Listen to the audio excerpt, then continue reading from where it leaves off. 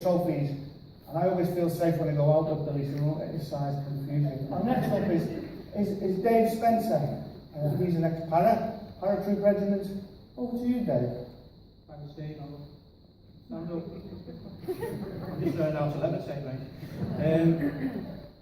I joined the army in 1981. I'm sorry about that, Stu. I'm a ventriloquist, really. Yeah, I joined the army age of 16, 1981. I was dead keen, wanted to go, join the junior parachute regiment, so it was brilliant. In 1982 I joined 2nd Battalion, the parachute regiment, and you know, it was just fantastic. I loved the life, I loved everything. Great family, great mates, great mentality, everyone mucking it together. Then I had a serious parachute accident, which didn't put me in the wheelchair at the time, but made things very difficult for me. I couldn't carry on with the parachute regiment. I found I was in pain all the time, and then I was in pain all the time, and I was finding it hard to do the job I was meant to do. And I didn't want to be seen weak, because when you're in a unit like the Paras, if you say you go sick or anything like that, you know, you're seen as weak.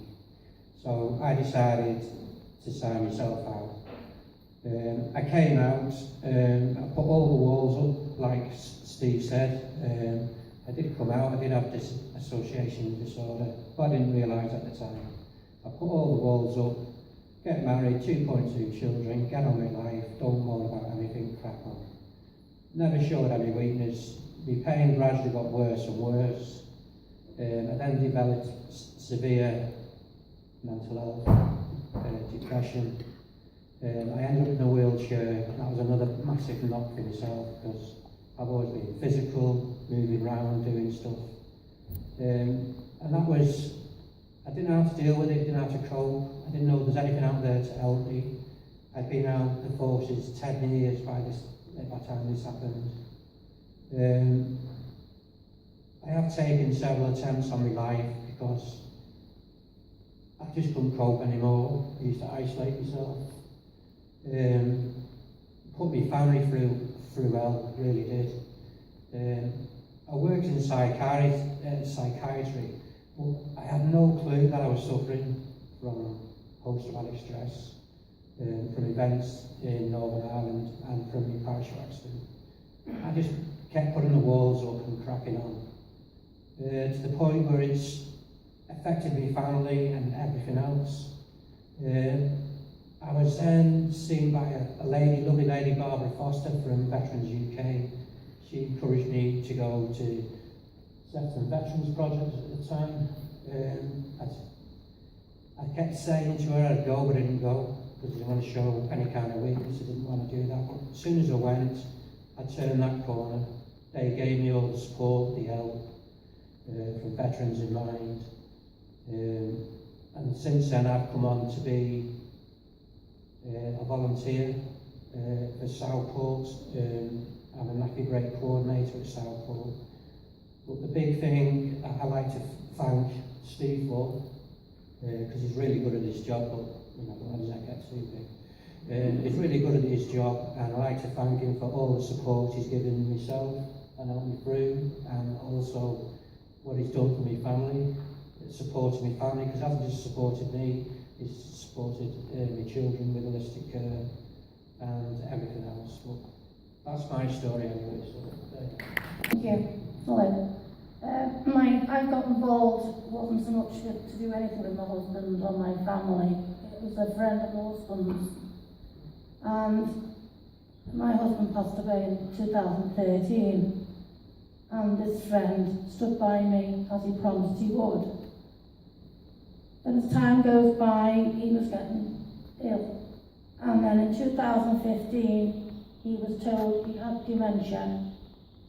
And I was taking him to different appointments, and he couldn't stand for the medication he was on. He was falling, he was getting maimed himself, he was on warfarin, couldn't hit his head, we were worried sick about him.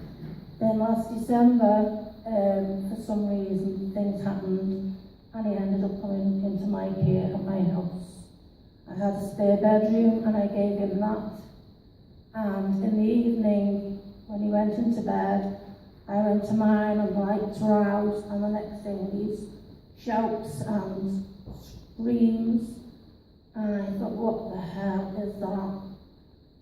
And I would run into the bedroom, and all that met me, and if you excuse the language, was get out of my effing room. You've no business being in here. If you don't get out now, I'll throw you through the effing window. And that's putting it mildly. I run out and cried, and I thought, what have I taken in? I didn't know what to do, where to turn, and then I thought, if he was to run out that bedroom, he doesn't know my upstairs landing, it's only small, he could fall, so I left the light on. And I just said, you're alright. She said, just get out and leave me alone, you've no business being here. So I went back in my room, and I couldn't sleep. And then the next night I'd go and I'd check and say, you're alright. And then I was talking to people and they said, try and get help. So I tried everywhere I could to get help. Then I said to myself, hang on, I've heard this on the TV about combat stress. He hasn't got dementia. My mum had dementia. He's walking like my mum did when she was told she had dementia. He was hunching over, slouching. He wasn't the person we knew, who was always everyone was proud of and looked up to. Then I thought, no, he's definitely not got dementia. I need to find out something about it. So I found everybody I thought I could. And I went, first of all, we ended up with the veterans of Liverpool. And they were saying, oh, well, go here, go there. And at this time, he didn't have a house to stay in. So we had to go to shelter. And everybody else who wouldn't do any help for him because the house he wasn't going back to, he owned. The other reason why I took him in. But then the veterans of Liverpool said, you live near Google, go there. So we went to the veterans in Sefton. And he didn't want to go. He walked in, head on the ground, slumped down and everything else, looking like 100 and something. To give him his due, he went for me. And we met up with these people. And they got in the combat stress to come and visit him. And one of the lads came while they were there, and he said, he has got combat stress. And I took him back, well, sorry, first of all, I took him back to the chap that diagnosed him with dementia and said, I don't think he's got dementia. My mother had dementia. He hasn't got, he's clever. He knows more than I know. So we assessed him again. And he looked and he went, I can't find nothing wrong. So I said, where does he go now? Because he's diagnosed with dementia. Does it come off his records? So with the help of veterans assessment and combat stress, he wanted to take him away for a couple of weeks. But because he needs 24/7 he couldn't go. So with the help of Steve, who is now in charge of him, as long as me giving him the 24/7 care, he stands as tall as any man in this room, and everybody can see the difference in that man, and they all take their hats off to that man. And I just say, keep on fighting, Rob, keep on fighting.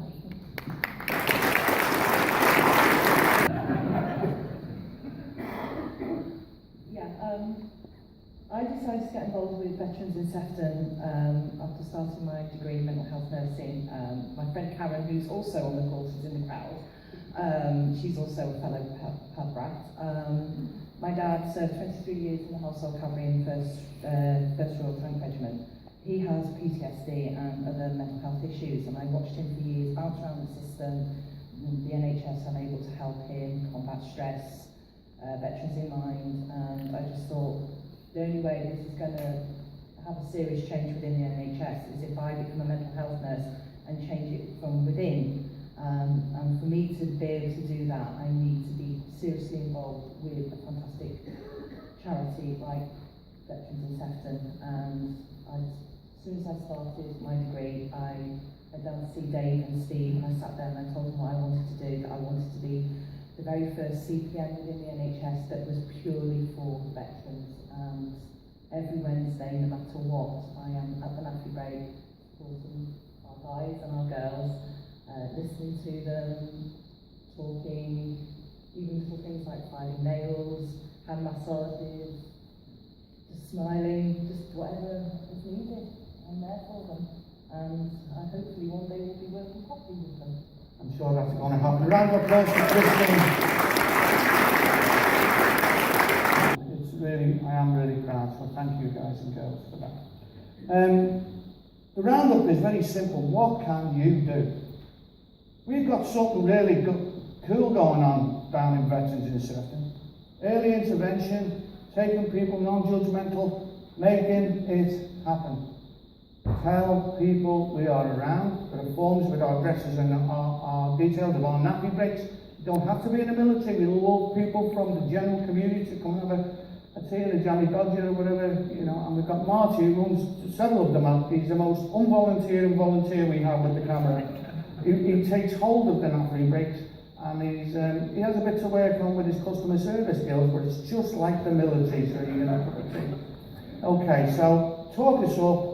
And of course, at 2 o'clock, all us veterans are going to retire into the studio area, studio bar. I say studio bar, the veterans will all head there anyway. And we're going to split ourselves around some tables, not only these guys, but the other veterans who are part of Veterans in Sefton, who are sitting amongst the audience. And we're going to spread ourselves around. Come and have a cuppa with a veteran. We do not bite, and you might find a little bit more. Just generally, dead informal, have a cuppa. If one thing on remembrance, this day of remembrance, what might be really, really good to do is have a cuppa with a veteran. Talk us up. Come and, anyone you know you think needs help, get them down, drive them down. And you can volunteer in any shape or form. We have a blind guy who just needs a pick up. Come down now. He's in the audience, Leslie. He's our newest recruit. How old are you, Les? 86. 86 years young is our Les. And he makes his way to the station on his own. So please put a round of applause together. So an 86-year-old blind guy is now coming to our nappy breaks, and he's out of isolation. He's the only one who said he likes my jokes, by the way, so I have that on hand. I'm going to round up now. Hand over to our next guest, but please give these guys, these for me, are our true heroes. Give them a nice big round of applause.